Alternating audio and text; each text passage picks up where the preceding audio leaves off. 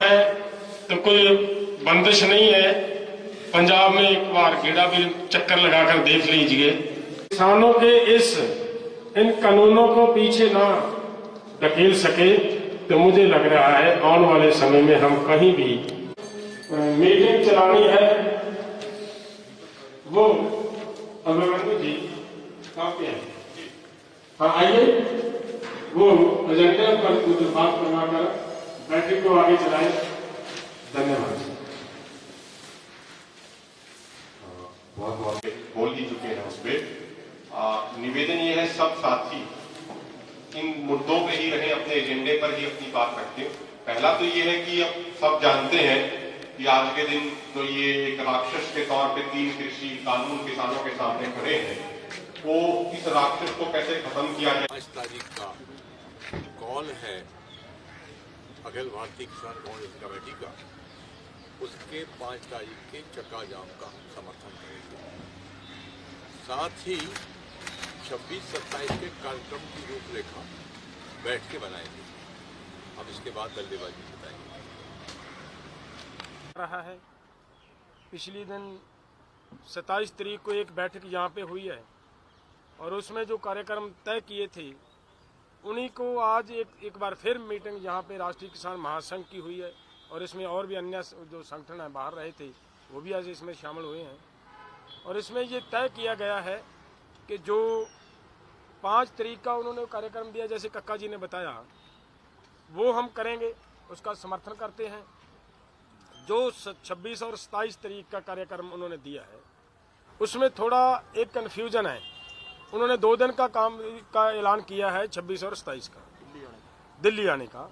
और हम ये सोच रहे हैं, आज की हमारी बैठक का ये विषय था, बहुत गंभीरता से उस पर विचार हुई है कि 2 दिन में हो सकता है हमारी केंद्र की सरकार कहीं पे कोई बात करने के लिए या कई किसानों के मामले का हल करने के लिए तैयार ना हो, तो फिर क्या किया जाए, इस आंदोलन को और लंबा कैसे चलाया जाए, इसकी रूपरेखा क्या होनी चाहिए।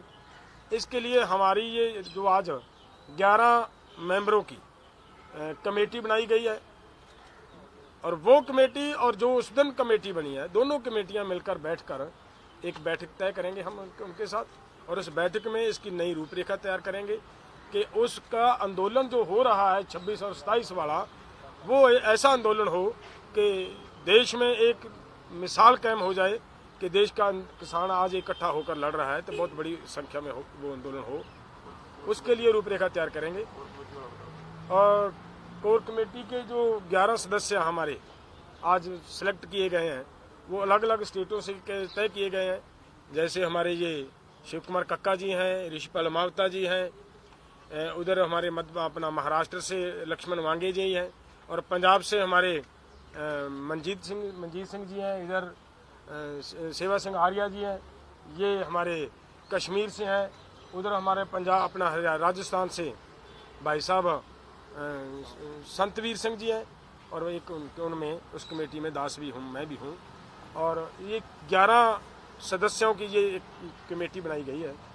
ये कमेटी तालमेल करेगी और आंदोलन को आगे कैसे ले जाना है, कैसे लड़ना है, वो सारी की सारी देख रेख इस कमेटी और उस कमेटी के साथ तालमेल बनाकर वो मिलकर करेंगे और वो आंदोलन बहुत बड़ा आंदोलन हो। और बाकी बात है हमारे सत्कारयोग ऋषिपाल मावता जी ये बताएंगे, इनसे मैं आगे करूँ। नमस्कार। किसान के पूरे देश में पहली बात तो यह है कि जो ये अध्यादेश लाए इसका विरोध पूरे देश में चल रहा है, चाहे पूरे भारत में।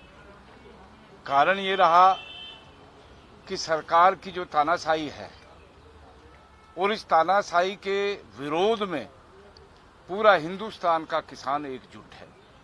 आंदोलन करेंगे और आंदोलन सड़कों पे होगा, दिल्ली का भी चक्का जाम होगा, पूरे देश में अब पंजाब से लेकर के दिल्ली तक ये आंदोलन चलेगा। नंबर 2, आज ये भी हम घोषणा करते हैं कि जितने भी रिलायंस के पेट्रोल पंप हैं, रिलायंस के मॉल हैं, किसान इनका भी बहिष्कार करेंगे। इनके मेरी ये अपील है कि कोई भी इनसे पेट्रोल ना ले और इनको बंद कराने का काम भी किसान करेंगे। रिलायंस का आज एक इसका हम विरोध करते हैं, चौधरी चरण सिंह का नाम बदल करके इन्होंने अडानी के नाम से जो एयरपोर्ट लखनऊ में किया है, ये बिल्कुल शर्मनाक बात है। और इसके लिए हम सब एक हैं। कक्का जी के नेतृत्व में सब लोग, हमारे 120-130 संगठन हैं जो एक साथ मिलकर के, एकजुट होकर के, जहां भी किसान की लड़ाई है, चाहे पंजाब में है चाहे हरियाणा में है, जब तक किसान बिल्कुल चैन से नहीं बैठेगा, जो ये एमएसपी का अध्यादेश अगर सरकार नहीं लाती है तो इस देश में, पूरे देश में, मैं ये कह रहा हूं कि सबसे आज ये नारा है, नरेंद्र मोदी किसान विरोधी, ये नारा लगाया है और किसान सब एकजुट हैं, सब मिलकर के तालमेल बना करके इस दिल्ली को घेरने का काम अब करेंगे, जल्दी ही किसान करेंगे। ये फैसला कमेटी जैसे ही करेगी और दिल्ली के लिए कूच करेंगे, ये फैसला हमने किया है। जी, आपके कितने किसान संगठन है और किन किन राज्यों से है 27 और 28 नवंबर को, 26 और 27 नवंबर का जो है उसमें कितनी संख्या में आप लोग जुटेंगे? पहली बार AIKSCC के साथ आप मिलकर सामने आ रहे हैं। ठीक बात है।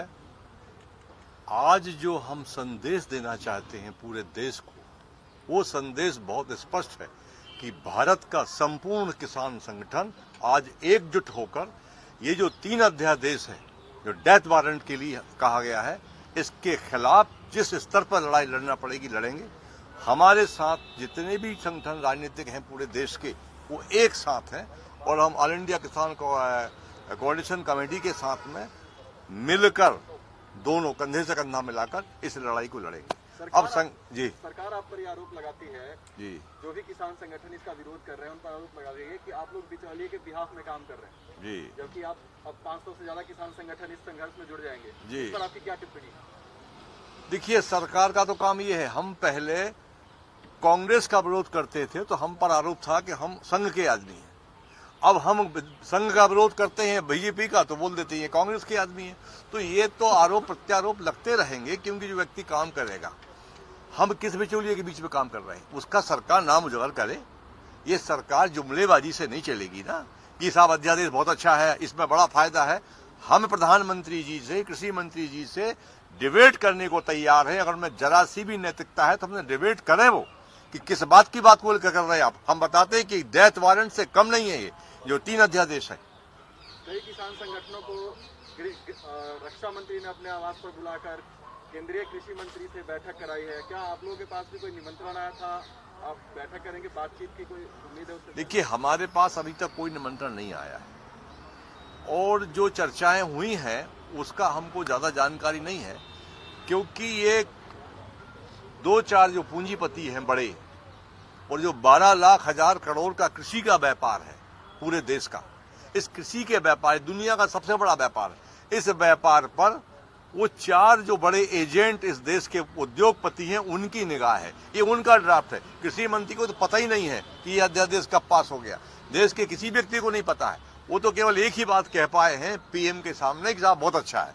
और अच्छा क्या है, ये हमने दिल्ली में जब गिरफ्तारी दी थी पिछले बार, तो गिरफ्तारी में हमने कहा था कि भाई ठीक है, आपने इतने सारे पेज में अध्यादेश लिखा है, गारंटी, पीएम ने ट्वीट किया कि हम गारंटी देते हैं समर्थन मूल्य पर खरीदने की, तो एक लाइन आप कानून में जोड़ देना कि हम गारंटी दे रहे हैं समर्थन मूल्य पर क्रय करने की। हमारा झगड़ा पहले अध्यादेश में खत्म हो जाएगा।